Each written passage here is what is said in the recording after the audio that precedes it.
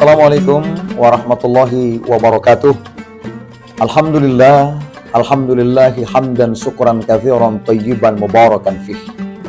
Asyhadu an la ilaha illallah wahdahu la syarikalah wa asyhadu anna Muhammadan abduhu wa rasuluh mab'usur rahmatan lil alamin. Sahabat dai dimanapun berada yang dimuliakan Allah, teruslah kita bersyukur kepada Allah yang sudah memberikan kita nikmat kesehatan, nikmat kekuatan, nikmat umur, dan nikmat rezeki, serta nikmat kesempatan, sehingga kita masih terus dalam keadaan sehat walafiat untuk menunaikan puasa di bulan suci Ramadan ini. Salawat dan salam jangan lupa terus kita haturkan kepada junjungan kita Nabiullah Sayyidina Muhammad sallallahu alaihi wasallam.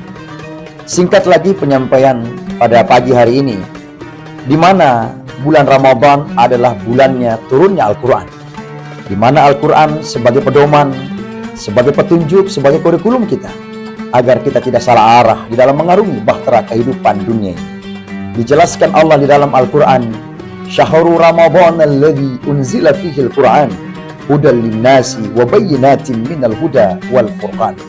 Diturunkan pada bulan Ramadan adalah diturunkannya Al-Quran kepada manusia sebagai petunjuk dan pembeda mana yang hak dan mana yang batil, tentu mana yang benar dan mana yang salah, agar kita tahu harus memilih dan memilah mana yang benar, mana yang salah. Tentu agar kita tidak salah arah dalam mengarungi bahtera kehidupan ini. Sehingga di dalam Al-Quran begitu jelas dijelaskan, bukan cuma kemiliteran, bahkan dijelaskan perdagangan. Bukan karena kehidupan kita sendiri, tapi bagaimana kita berkehidupan berkeluarga, kita hadir berdampingan dan berbagai macam perbedaan untuk saling menghargai, menghormati.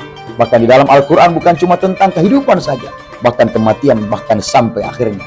Sehingga konteks Al-Quran secara fakta tidak pernah berubah di dalam penyampaiannya, di dalam bacaannya, sampai dengan dimensi saat ini dan seterusnya.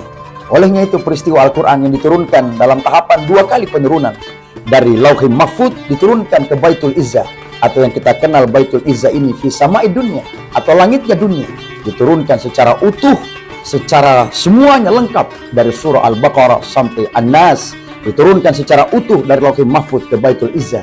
Kemudian dari Baitul Izzah diturunkan kepada Rasulullah secara berangsur-angsur sesuai dengan kebutuhan. Untuk itu, marilah kita berpegang teguh kepada Al-Quran ini, dan tentu kita belajar daripada guru yang mengajarkan makna yang berkesesuaian, makna yang jelas, sehingga tidak salah arah di dalam kita memaknai Al-Quran.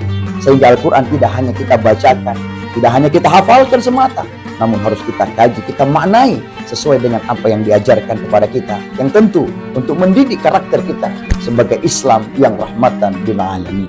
Terima kasih, itu saja apa yang dapat kami sampaikan. Insyaallah ada manfaatnya. Wallahul musta'an, wallahul muwaffiq ila aqwamit thariq. Wassalamualaikum warahmatullahi wabarakatuh.